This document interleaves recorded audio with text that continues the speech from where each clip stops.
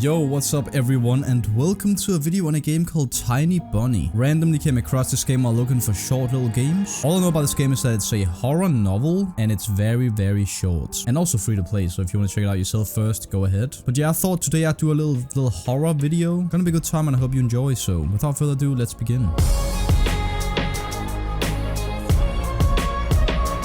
We are also selling new merch now, and I'm so excited for this. Look at this design. It's actually so good. I love it. It'll be available until the 23rd of December, I think. So make sure to get it while you can. Now, please enjoy the video. Alright, Tiny Bunny. He is not very tiny, and he's got a jacket on, so he's kind of sick. He'd be a little bit more cool if he like had my merch on or something, you know? It's available till the 23rd, and also if you follow my Twitter and my second channel. Anyways, I don't really play like these kind of light novel style games, but I'm down to try whatever, as long as it's good reviews and short game. Those are my two favorite things recently. The wind clawed at my window all night long. It wandered the fields and howled like a hungry beast. An endless song weaved from all the sorts of voices, shrill, gentle, sneery, twined in the air. They were shouting and laughing and arguing about something. Also, yeah, the art in this game looked amazing from the two pictures I saw. Someone was running through the snow while casting long shadows that would occasionally creep close to my bed. Our house had a mind of its own, the creaky old mind of a building that had seen a lot in its days, and was seemingly trying to share its wisdom with the inhabitants. The lonely house faced the forest, and the green thicket gazed back with its hollow eyes, rustling, whizzing, swaying back and forth. One could come out and stand at the edge of the forest to reassure themselves. There was nobody behind the crooked trees. Fuzzy silhouettes swaying in the wind couldn't possibly do any harm.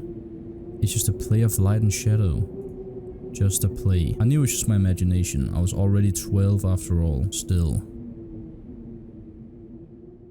Fox. So foxes and rabbits go hand in hand. Yeah, like look at this. Like I love this art style right here. It looks so refined. The shading is perfect. It's so beautiful. Hey, put away your book. How many times have I told you not to read at the table? It's bad for your health. Look at how slouched you are. My big brother used to read at the table as well. My mom didn't like that because she wanted us to enjoy dinner together. Which looking back, I'm glad we did, you know? So we can do stuff. Hide. So I'll play as him, I guess? I didn't protest and put the book about Conan the Barbarian aside. Hey, nice. I was stuck on a line I couldn't understand after reading it 3 times anyway. I used to do that all the time as a kid, like even in my own language. Sometimes when you read something, it just didn't register. I'm sure a lot of people still have that as well. I still do it too sometimes. Ollie had already finished her breakfast and was munching on some cookies.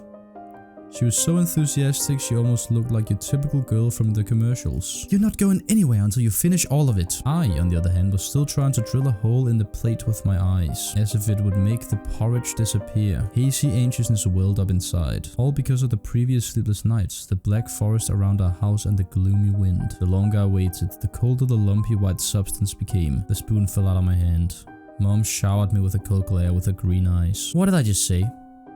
Wait, Anton, is that? Oh, that's me. I'm Anton. Is that a normal name in English? Anton? It's a very normal name in Denmark, and I bet a lot of other places around here. I had 10 seconds to catch my breath before battling the nasty porridge once again. This is so descriptive of just eating porridge in the morning. Real talk, I have literally read like I think 1 book in my entire life. I don't know if I sound like a person that reads a lot or sound like someone who never reads, but yeah, I have literally finished 1 book. Otherwise, I've like read the Dragon Ball manga like 50 times and some Donald Duck as a kid. And it's not that I don't like reading, because I actually really do. I think I've more learned to like it later. I feel like recently I just rather use my time, you know, with friends, family, and making videos. So when I can implement shit like that into my videos, you know, when I started playing Pokemon and all that, doing stuff I would normally do outside of videos was the most amazing thing. Which is why I love that I just do variety now. It's the best thing that's ever happened to me. I was literally just talking about a spoon and some porridge, and I ended up saying that. Anyways, I felt around for the spoon. What is this? Carved on the other side of the table.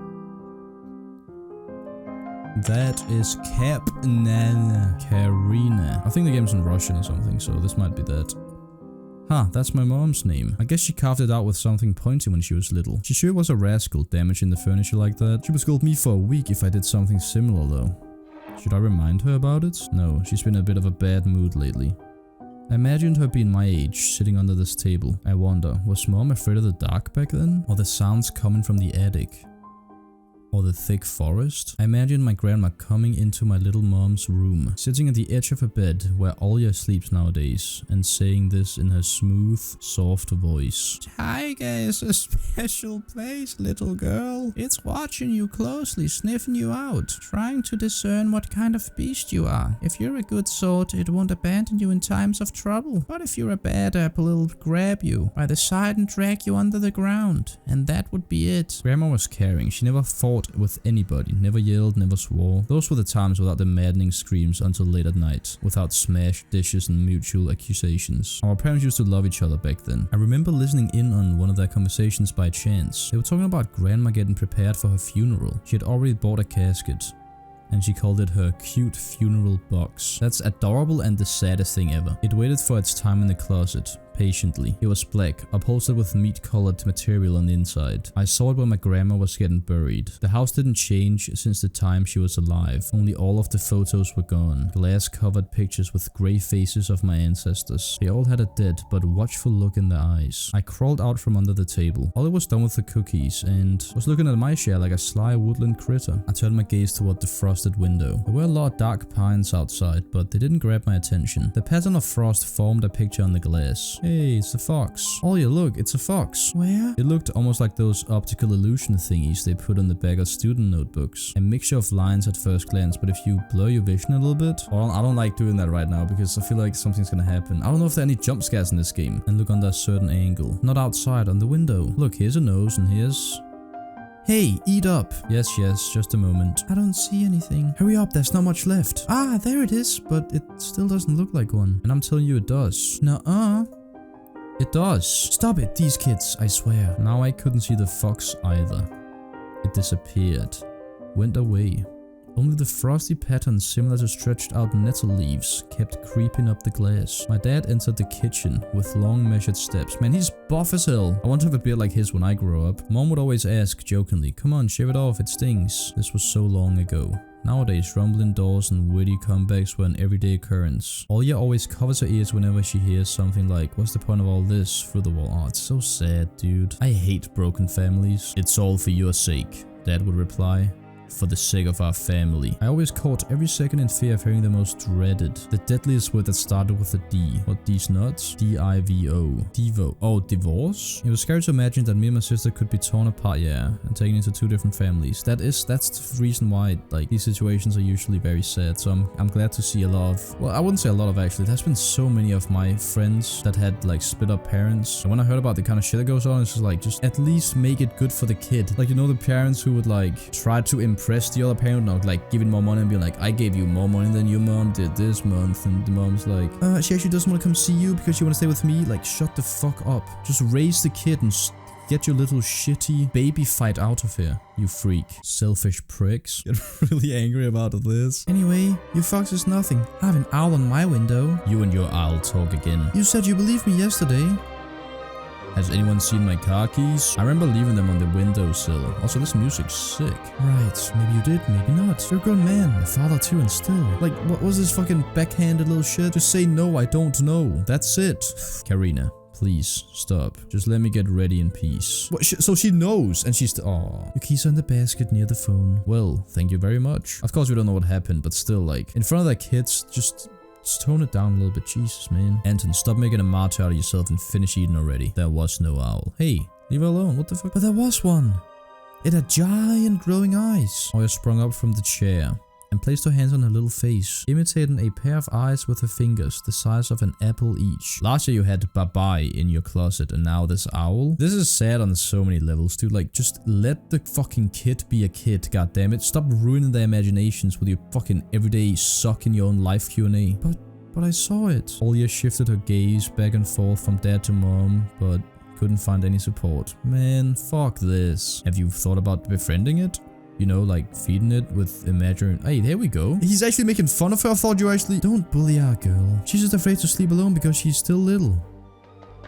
Olya pouted. Yeah, like fucking hell, dude. Mom gave dad a strict look. Oh, that look in her eyes. It's so uncomfortable to be pinned under it. His appearance in the kitchen right there had no positive impact on anyone in the kitchen. So yeah, going into it, I had no idea what this game was about. but I feel like the game is going somewhere where it's like, well, about this kind of shit. The true horror. Like, sure, getting your fucking arms chopped off and getting chased by a fucking fox or whatever could be scary, but mentally, this kind of shit can ruin your life. So I'm thinking it's gonna be like a mix between the two, where it's like, where we kind of see how the girl imagines the shit goes down. Like, it's personified by monsters, maybe. A minute had passed, and the theme song from The Little Mermaid echoed through the house. It was stored on incredibly worn-out cassette tape, which Dad already had to glue together once. It's so easy to fix objects by gluing them together, for example. But how do you fix a relationship? Mom moved to the living room and I was left alone, anxiously stealing glances at the window. See, here's my thing. I don't think it necessarily has to be fixed. You don't have to force loving each other, but you can respect your damn kids' childhoods. God damn it, at least. You don't gotta act like a happy family. And I mean, in this case, you're not even fucking trying. You're literally just ruining everyone's lives. Oh,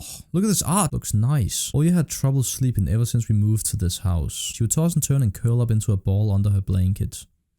Sometimes she would jump up in the middle of the night and turn on the VCR. Cartoons helped to take her mind off of all the troubles we had with the move and our parents. Oh, okay. And then Oya said she saw that giant flying monster outside her window. She became obsessed with it.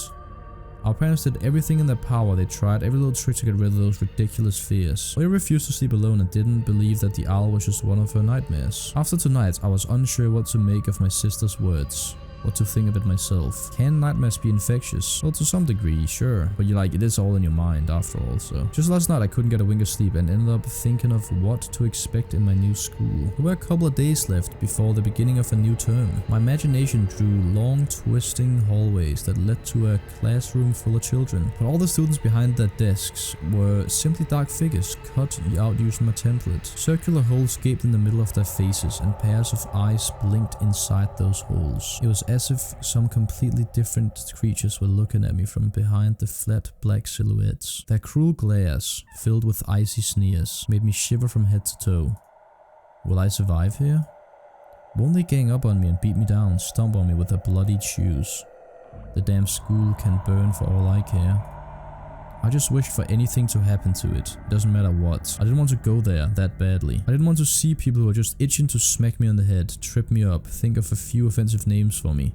Worse than the previous ones. I felt like the glasses I wore made me an outsider or some sort of monster. My gaze slid across the drawings hanging on the walls. I couldn't consider myself a great artist, but Oya begged me to hang them. Drawing was the only thing that made me happy as of late. Oh, that's good. My little brother has drawn some stuff for me. I have up on the wall next to me. And he draws like twice a year, but it's just like, it's adorable and great memories. The small circle of friends I had also enjoyed my paintings, and they promised to call me from time to time. Sometimes I imagine Mom picking up the phone and saying in a cold voice, "You've got the wrong number." Or, "Anton is not around." I imagined my future classmates lying in their beds, just like me, listening to the howls of invisible werewolves outside their windows. Maybe my new classmates will like me after all, but who would ever like a boy with thick glasses? I mean, my dad used to wear glasses when he was little, and now he's married to the most beautiful woman on the planet, my mom. My mom is prettier though, so you can say what you want. The house creaked, pressed by the wind. The condo we used to live in, a 9-floor concrete building, buzzed with the neighbor's drill, mumbled with a TV set from behind the wall, cried like a baby from the big family next door. Our current house, though I can't really call it new, was completely different. It was silent and easygoing during the day. Its shadows lay dormant in the corners, on the closet cobwebs and under the stairs, but they all woke up during the night. Something was watching me from every corner.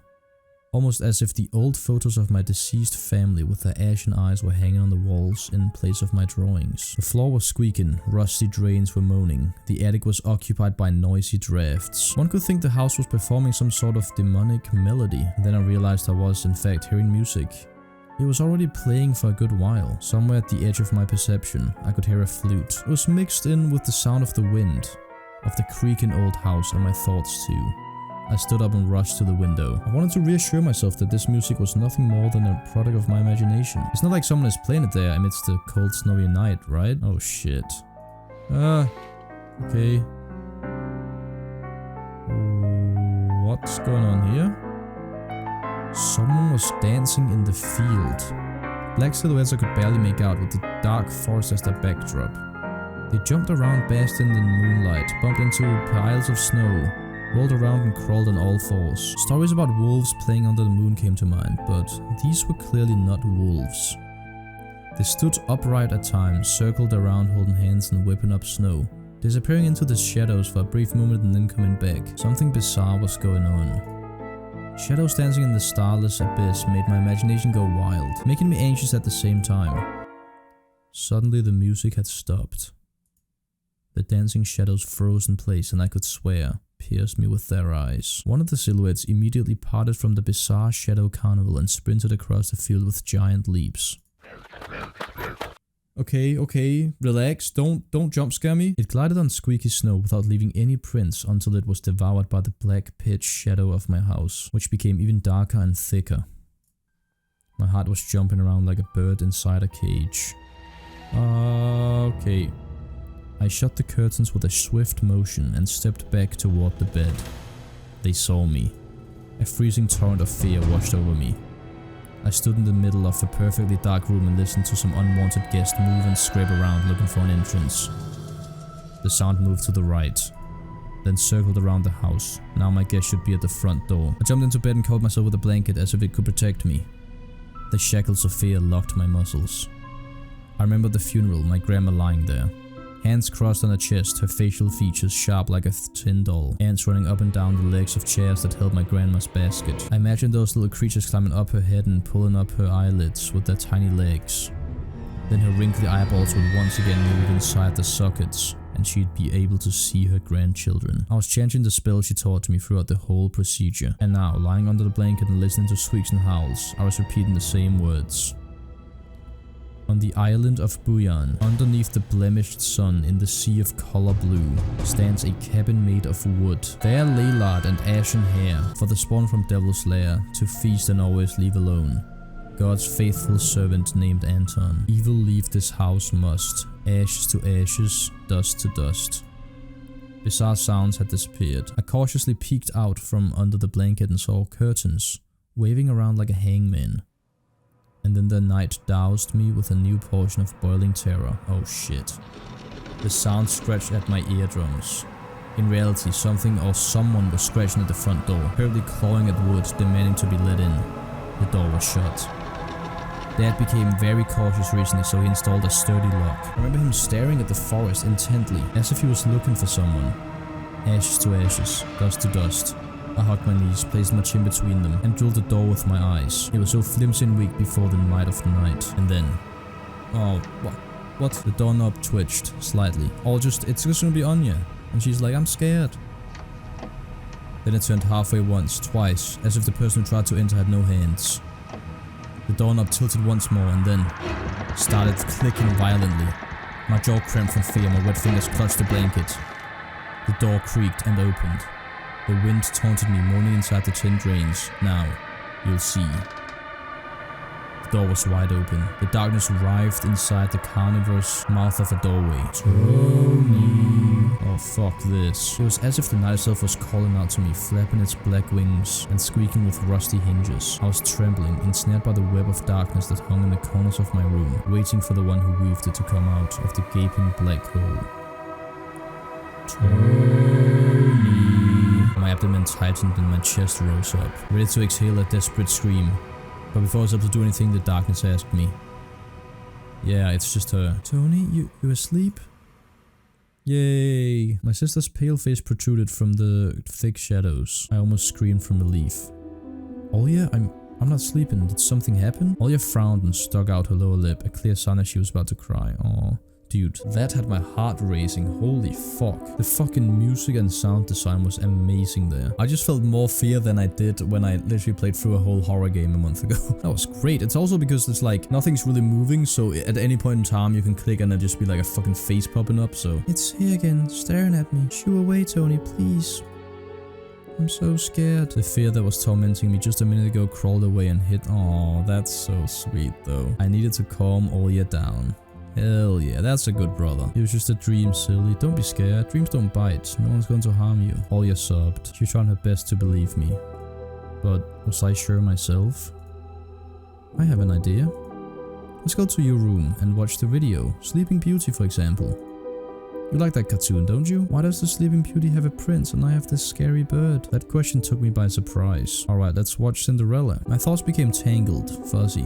What was that? What studied me with its eyes while dancing feverishly under the moon? The darkness was clinging to the window and it couldn't be fooled by Grandma's old chants. It couldn't be satisfied with a feast of lard and long ashen hair. Tony, you coming? Yes, just a moment. Fucking.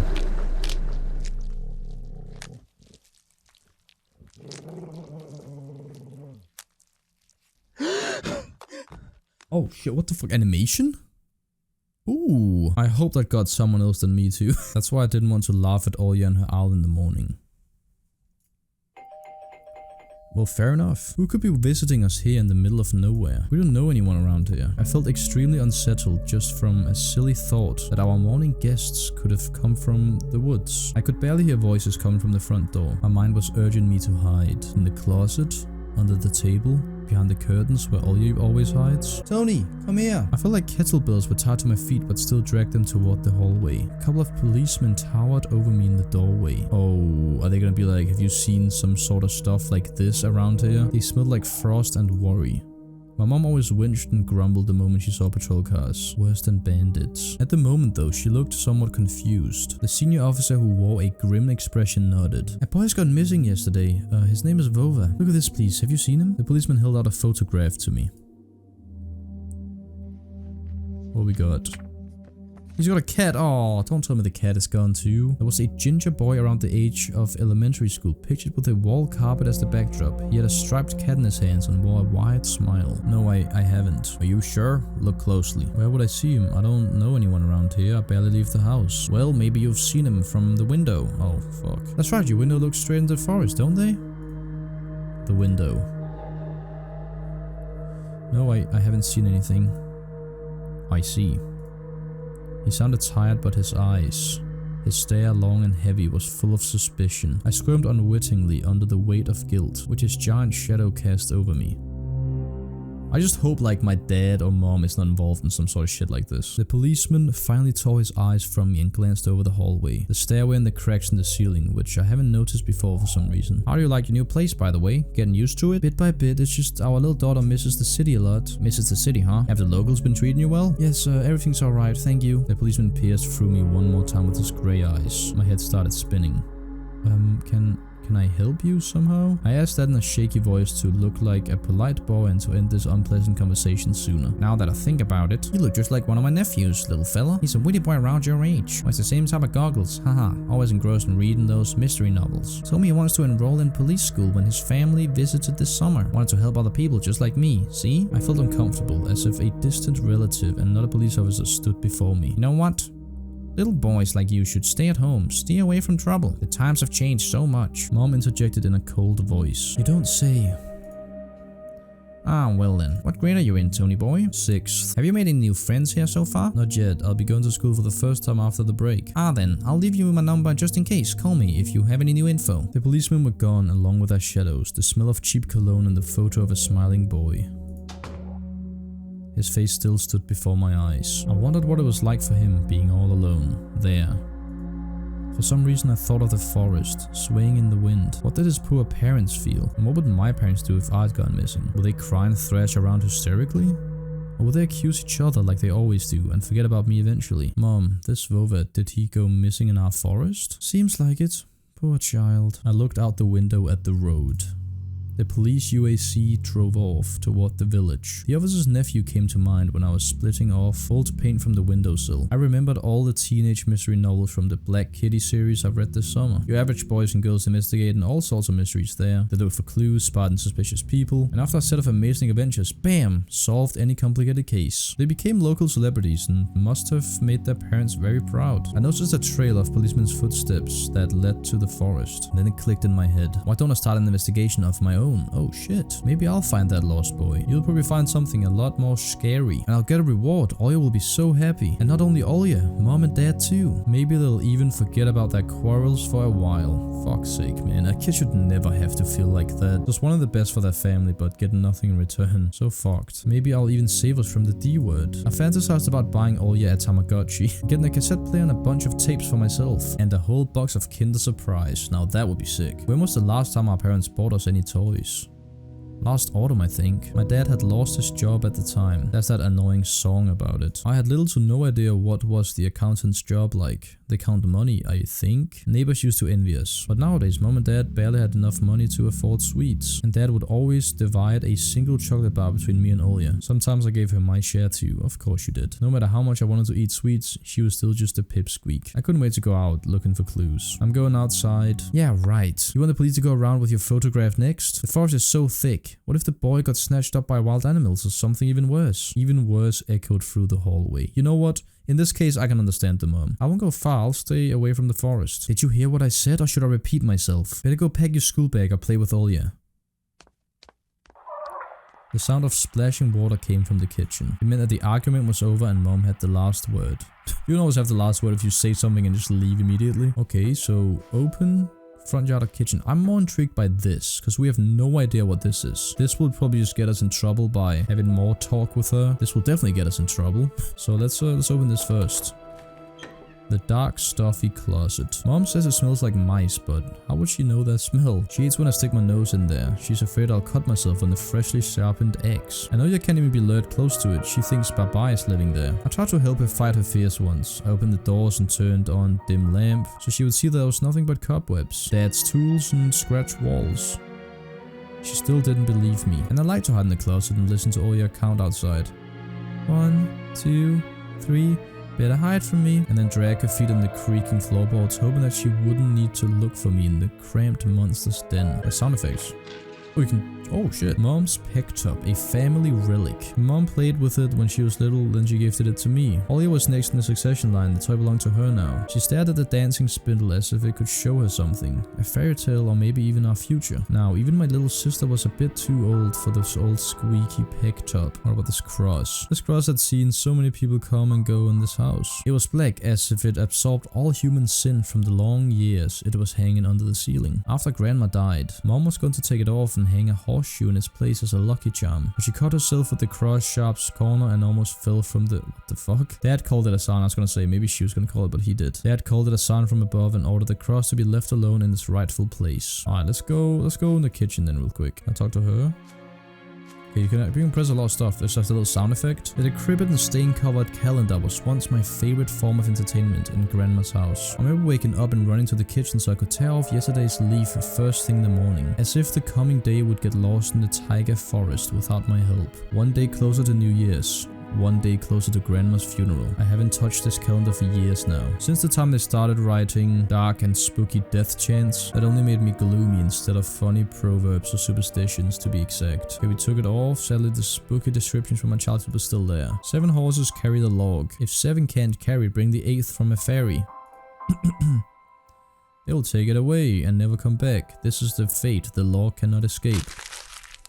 I crumbled the grey leaf and threw it into the waste bin, hoping to get rid of the anxiousness that washed over me. It was spreading inside me like an ink stain on blotting paper or radio. Emacom of Russia has declared the state of emergency due to adverse weather conditions. According to the weather forecast, a cyclone is moving toward the region. Expect heavy snowfall, blizzards and snowdrifts on the road. Keep your eyes open and take care of yourself. In the newspaper, I took a peek at Mom's crossword. She would get very angry when someone gave her advice, so me and Dad faked knowing the answer and being about to reveal it all the time. That sounds like a nice little thing. I smiled at that fleeting like even that little tiny thing is gonna be a fucking precious memory if some shit happens to one of them. Vertical 9 letters, the name of the Philistine deity that protected them from viper bites and had a nickname Lord of Flies. Second letter is E.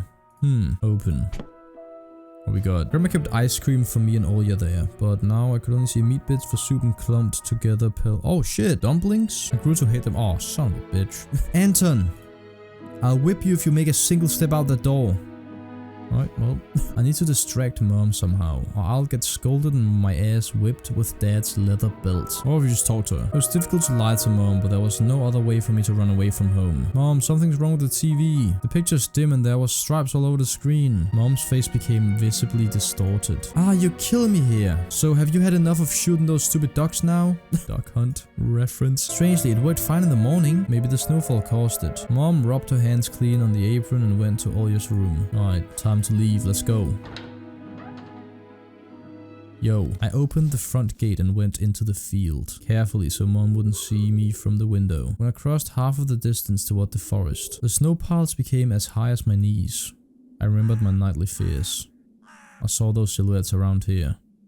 They were jumping around holding hands. That hypnotizing music started playing in my head all on its own. In the light of day, those distant figures felt like a simple dream. The sun turned my nightmares to ash, but the aftertaste was still there. Distant rings in my ears, distorted shadows crawling on the snow alongside me, and a barely audible whisper in my head, blurry and almost kind. Everything was silent. So silent I felt like the world was totally empty. No ground, no sky, no parents, no Olya. The time reached its limit, a one-way trip that ended at the forest's piney stockade. Sometimes silence was much scarier than any scream. Our parents would scream at each other while arguing, and both me and Olya turned to stone, listening to them. But then always came the ringing silence. Our apartment became numb a couple of days before we departed. It was hard to remember the last time mom and dad joked around, laughing or spent time together. Almost like all of it was just in a previous life. When they kissed with Olya present, she always frowned and snorted in a funny way. But one day it all changed. Yeah, what happened? We wanna know. Something important had left our home, and something scary filled the remaining void. I thought maybe it was grandma,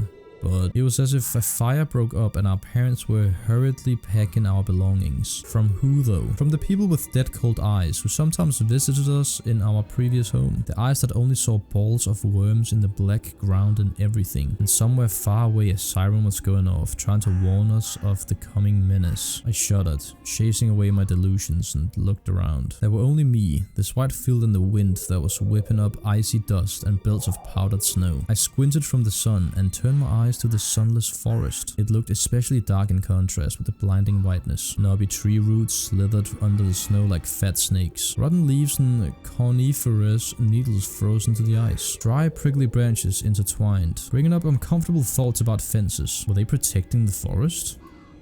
Or were they keeping something from breaking out? Some object was hanging from one of the pointy branches. Ah, shit. Our first clue. Oh, I right-clicked accidentally. That scared me for some reason. I tried to get closer, drowning in snow, and when I almost got to the edge of the forest, I saw a knitted mitten. It looked like a wounded bird among the hungering semi-dark. Should I take it to the police? The senior officer looked gloomy, but he still reminded me of Captain Casanova from my favorite TV show called The Streets of Broken Lights. He was also always anxious, with a tired look in his eyes, but still brave and strong. Will this mitten help them find the lost boy? Over. Oh, they're looking for him. I heard a distant shout. Looked like it came from the river. Ooh, as if the trees were calling out to someone. Vova resounded closer to me. Someone was standing there behind the trees, hiding. Vova. I knew someone was looking for the lost boy, but still. Something was unsettling about that figure. Its stillness, how it was bent unnaturally toward the ground. There's no one there, just branches and roots. It's all just my imagination. A nearby bird flapped its wings loudly. Oh. A shadow split from the tree and disappeared from my sight. I looked away for just a moment, but when I turned my gaze back to the same place, it was gone. So it was my imagination after all. Silence reigned for a painfully long time. Oh shit, what I don't wanna get jump scared right now. In fucking broad daylight. The panning is... Oh, there's a... What the fuck is that? Oh wait, no, that's a tree. Okay, I'm seeing things too now. What the hell? I want to say it's made to be like that, but look at this. It looked like a giant guy standing there like that. My muscles were tightly sprung. My heart was beating somewhere in my throat. Any noise, any little movement, any small whisper from the thicket and I'd sprint. But nothing of the sort happened. I looked at the mitten once more. Take or run away. Oh shit. We gotta take it. We have to. Especially for video. Nothing's gonna happen though, right? Surely. I decided to take the lonely mitten from the branch. What? Guys? Vova! Okay. A shout rumbled across the field and dissolved into the distance. No echo, no hope for a reply.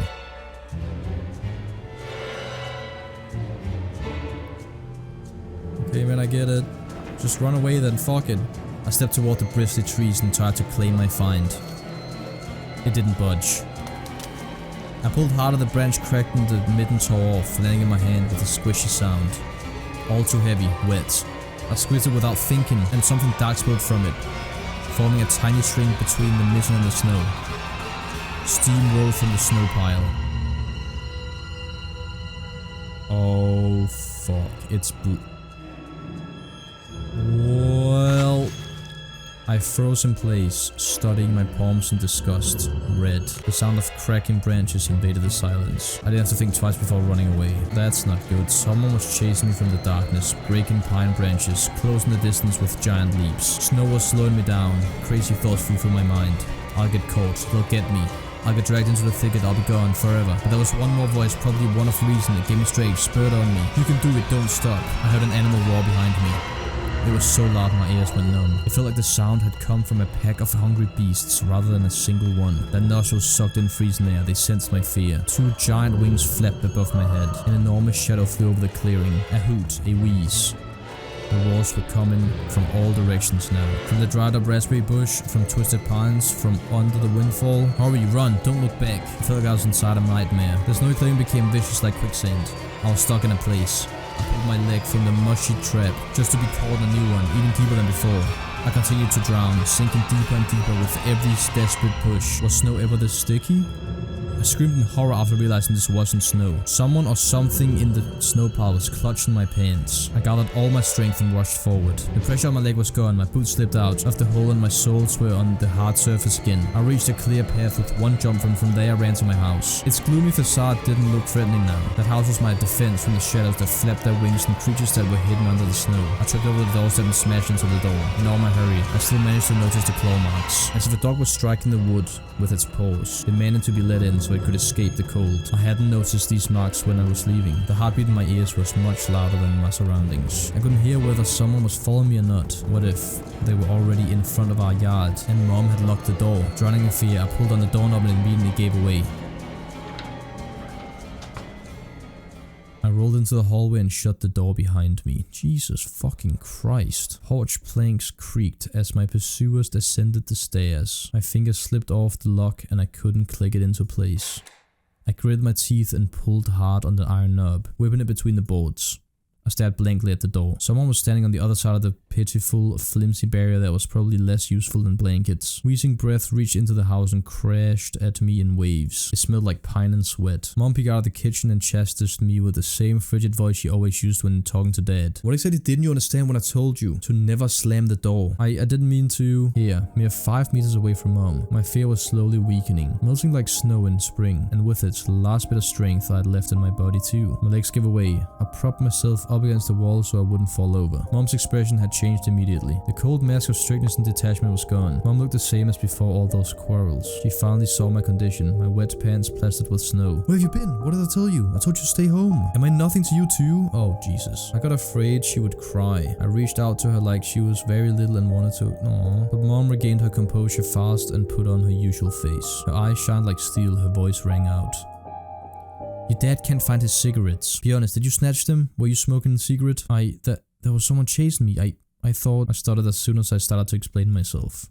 Tears welled up in my eyes. Mom leaned forward and sniffed my clothes like a beast, searching for the smell of tobacco. Then she squinted her eyes in suspicion and looked into the front yard. Her expression changed in an instant and she covered her mouth with her hand. Look, over there, at the fence. My heart started thumping as if I became prey once again and my pursuers were following me in the field. I could swear that I've heard something scratch at the door, just like my nightmare. Mom beckoned me with a finger and I gathered all my remaining bravery to look into the kitchen window facing my fear. Don't trick me, Mom.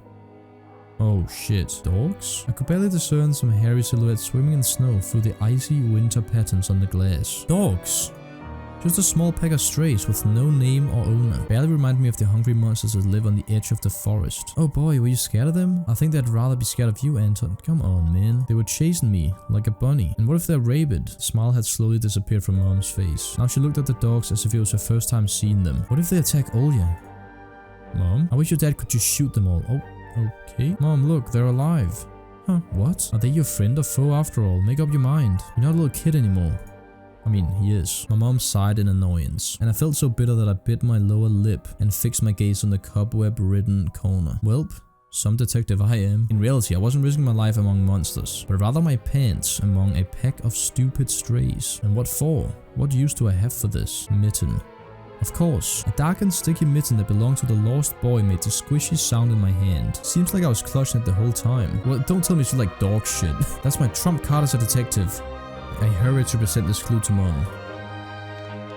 Mom, look, this is Volva's mitten. That boy the police were asking about the morning. It's drenched in blood. I found it hanging in a tree. I can show where. Let's call the police right away like the officer told us.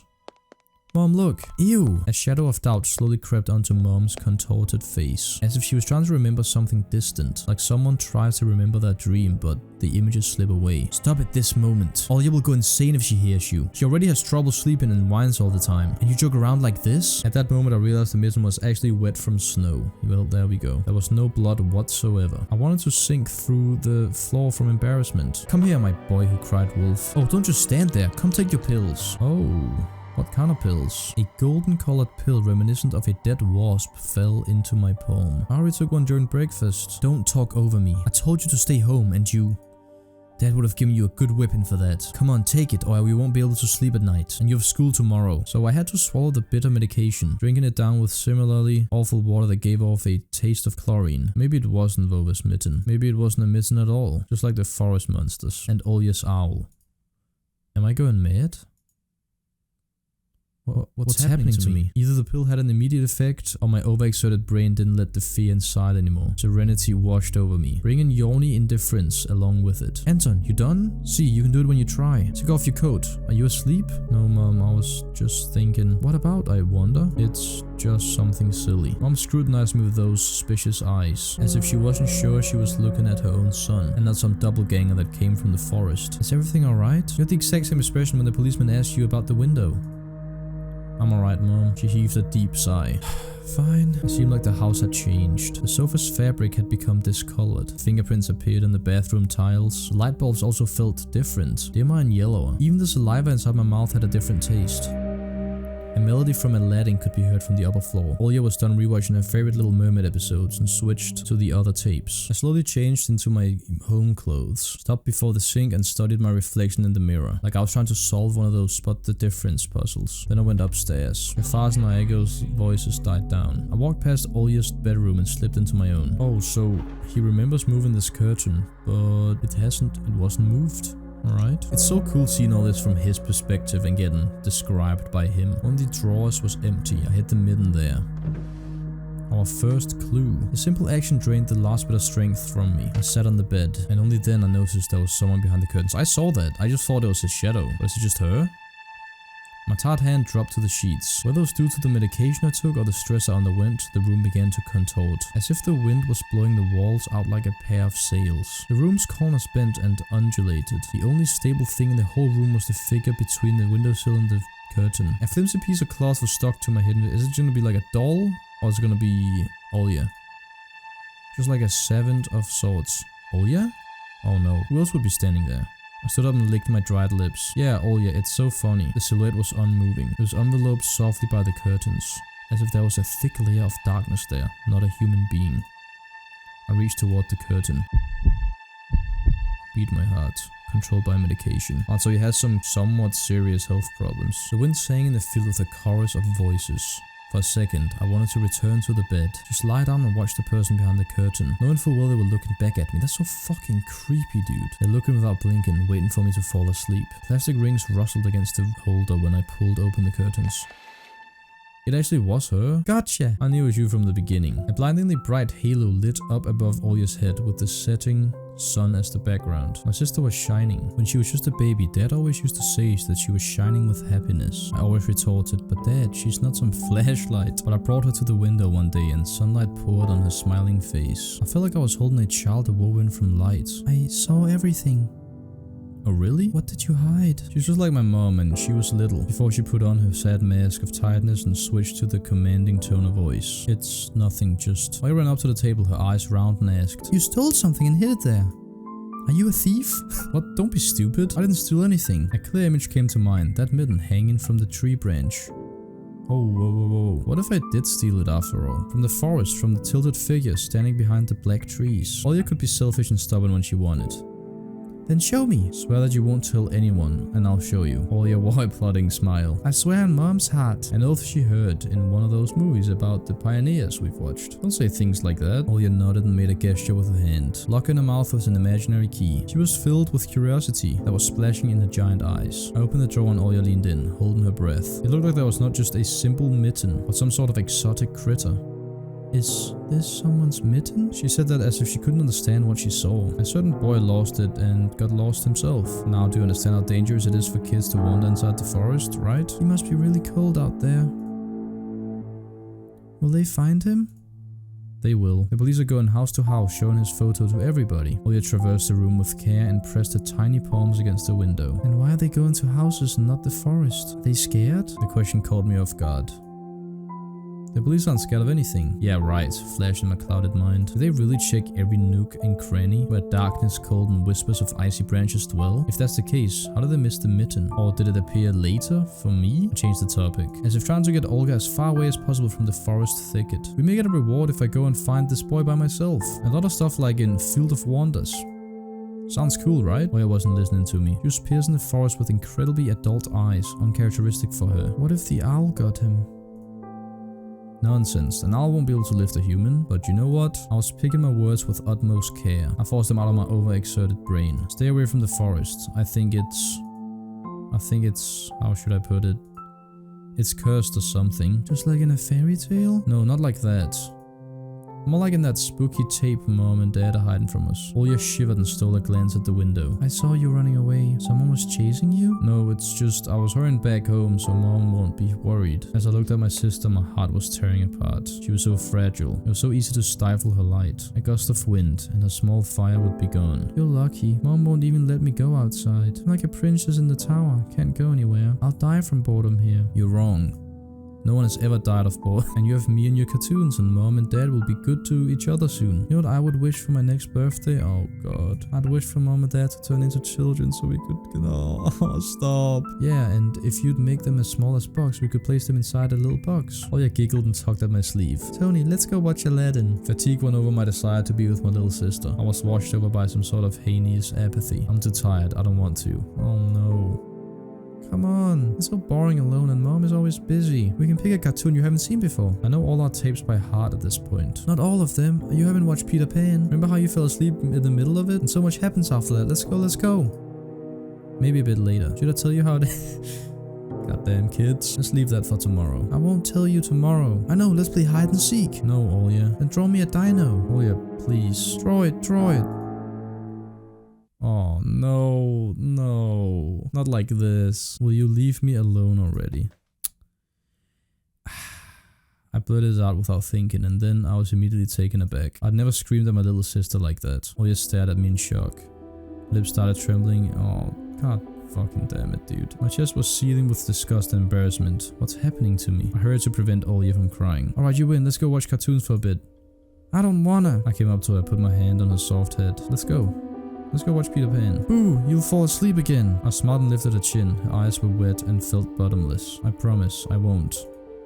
And I'll draw you a full triceratops later. Hooray! Oh, good save, Anton. Triceratops. What did you just say? Well, close enough. I rubbed her eyes with the sleeve of her pajamas, and shining smile returned to her face. I'll glass more for condensed milk and bread, and you rewind the tape. The bread is fresh, just how you like it. Alright, just be careful not to spill the milk, or you'll be yelled at again. Wanna bet I won't spill it? The tape is somewhere in the nightstand, look for it. It disappeared in the doorway, and I dragged my feet into the neighboring room.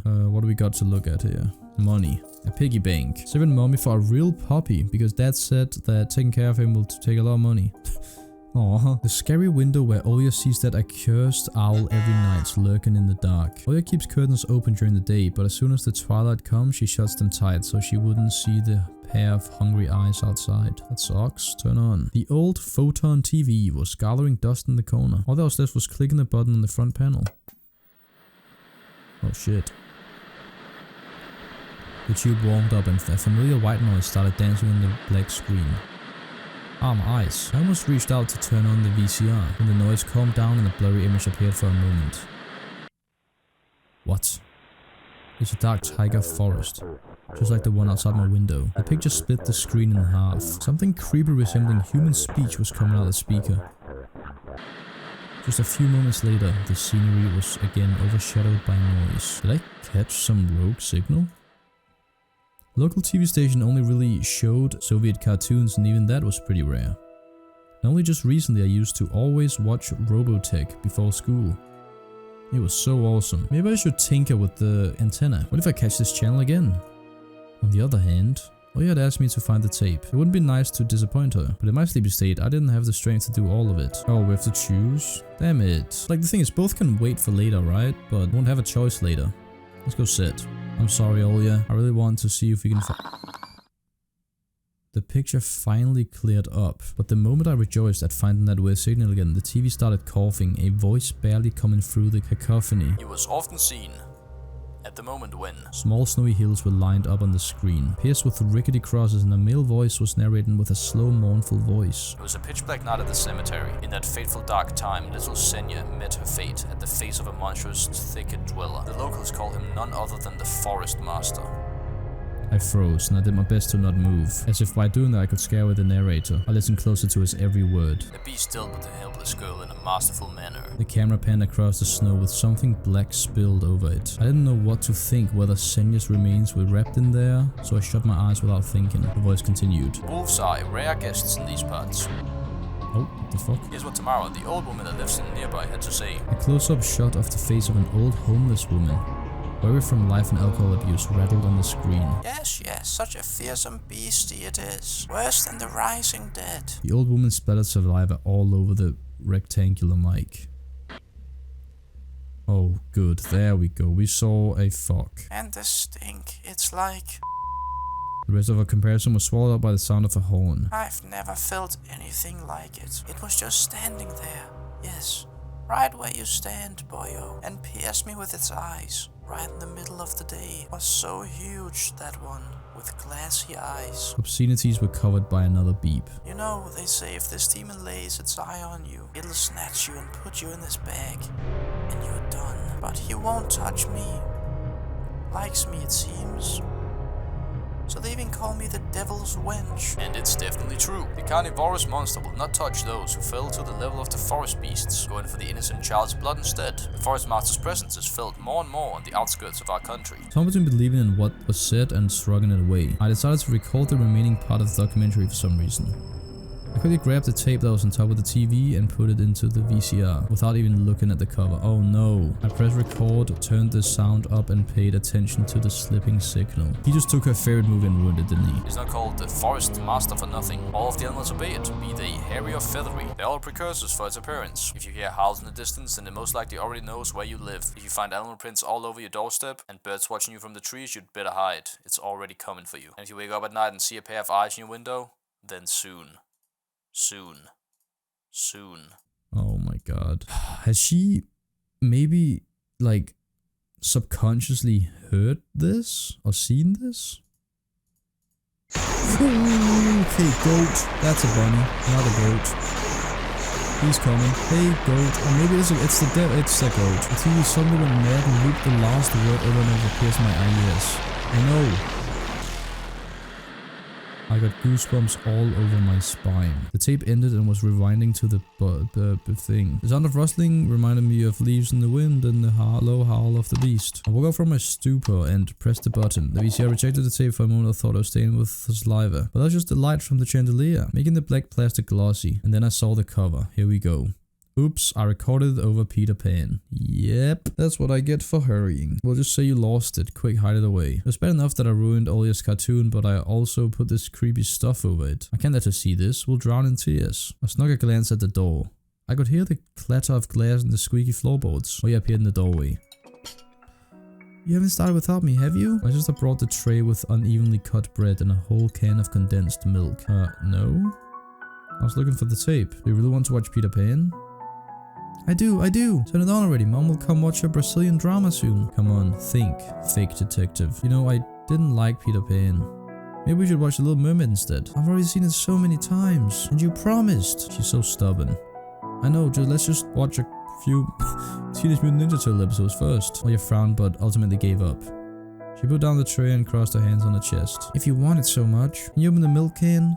I'm afraid I cut myself with the sharp edges. As soon as I stood up, colored dots popped up before my eyes and my sore legs were pierced by thousands of needles. Only when I reached the sofa I realized that the can was already open. Oya had tricked me, played me for a fool. My stomach became heavy. I wanted to rush toward the TV, but my little sister was faster. She picked up the remote and proclaimed, "Oh no. Gotcha, gotcha, gotcha. As the remote's master, I command you to watch Peter Pan." She'll play it and then black crosses. Well, maybe it's just nothing now. Oya, stop. I erased the into your tape by accident. I'll trade it with you for 2 of mine. What do you mean? You couldn't erase it. Me and Dad have broken off all the plastic pins with a screwdriver. You can't record anything over my cartoons now. My little sister pressed the triangular play button on the remote. I squeezed on the inside, awaiting the out of this world voice of the narrator. Oh, it's actually Peter Pan.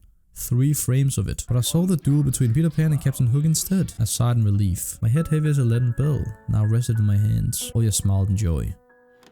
She put the tape on rewind and started spreading milk all over her bread. And when the cartoon started, she forgot about everything in the world. After she really got transported to Neverland, like she's always wished. To be honest, I always imagined myself there. In a land where no one ever ages. Where no one argues over little things. Where no one listens to fights and the sound of broken plates at night.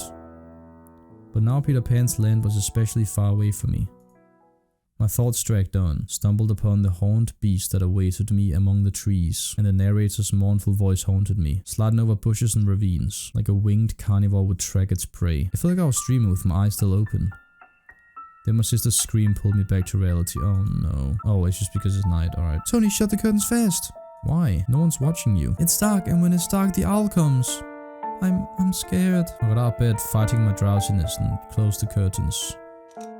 Close. I did my best not to look outside, toward the treetops, toward the tiger forest which seemingly drew closer and closer. Of course it was just a visual effect from the shadows of branches scraping the snow. Tony, Mom thinks I made them owl up, and Dad too thinks I'm a liar since I'm small. But the owl exists. Honestly it does. You believe me, right? It comes every night and... I swiftly grabbed Oya's hand and looked her in the eyes. I tried to transfer at least some of my courage and determination, but did I really have those qualities? Yes, I believe you, alright? Just don't nag our parents about it anymore. They're already dealing with a lot, so they'll just get mad at you. Come and tell me if you need anything. And don't look out the window. But it wants me to look. It doesn't matter. Act like it doesn't exist and never existed. Like it's made up, just like Mom and Dad say. They'll get tired of waiting and fly away. Oh, she had a little bunny that I didn't see either. A tiny bunny. It was madness, but after everything that's happened recently, I was more and more inclined to believe Oya's owl existed. We followed Peter Pan's adventures as if nothing had happened, as if the forest didn't kidnap kids, as if our parents weren't tearing each other apart bit by bit. Captain Hook was running away from a crocodile, and Captain Pan was headed to London in a gilded sailboat. By some miracle, I lasted longer than my little sister. Oya's eyelids had dropped. She started snorting lightly, resting her chin on the side of the bed. The chorus was singing the ending song. Oh, here we go. It's gonna be like mixed in with some of the narration shit, isn't it? The world of Disney was lit up by a silvery moon. Yep, here we go. Fuck's sake. Another moon peeked from under the name, scary and wan, hanging over the tiger forest. A horrific report got recorded right over the credits. My throat went dry. My pulse became faster. I looked toward Oya. She smacked her lips in her sleep. I squeezed the remote with all my might, ready to press stop any moment. I rewound the recording, checked if it was intact, and then carefully took out the tape. The protective pin was still in place. I stood up and left Oya's room. Our second piece of evidence, alright? Whether it was by providence or by curse, I hit the tape alongside the mitten at the exact moment Mom peeked into my room. Enough playing around. It's your first day at school tomorrow. Go to bed, you should sleep properly. You don't want to be teased for being sleepy, right? Man, I was always sleepy in school. It was insane. Adults think everything is so simple. That is a very interesting line. As if sound sleep would ensure my classmates would like me. I covered myself with a blanket to my neck and listened to the house humming. To something invisible rustling in the corners. My inner voice had a question for me. Do I want to hear that mysterious flute again? Yes or no? Maybe it's just part of growing up and I can't fully understand my own desires. The forest wailed behind the barrier. That was my walls. Some ethereal entity wandered the fields. Branches shook as if calling for me. The wind howled on in the night. My thoughts were like annoying flies that entered my head before becoming weak and tangled. I didn't notice how I fell into slumber. Thank you for completing episode 1. No, shit. Did you enjoy it? Do you want to know what happens next? We're already working hard on the continuation of the story. Good. First part came out in March, so it's long ago. Man, I need to stop starting games that I know aren't finished. Because then I'm just sat here like, I'm so invested right now. It's actually crazy. I want to read more. God damn it. Also, this was very different and probably a long ass video from what I usually do, I guess. But god damn it, I enjoyed it. That was so fun. I know it's not as many people are gonna watch this or whatever, but for the people who've watched all the way to the end, that's sick. But yeah, I'm intrigued. I actually felt fear when the music was just fucking building up. I sat there just my heart pounding. I was just reading with my eyes like fucking open wide. That was amazing. But yes, thank you guys so much for watching this video. If you enjoyed it and want to see more of this kind of stuff, please leave a like. It helps out so much. Make sure to check out my second channel, my Twitter, and my merch. Leave some funny comments down below. I always love reading them. Or maybe any other games you want me to check out. Of course, subscribe if you're new around here. And as always, my name is Myth, and thanks for watching.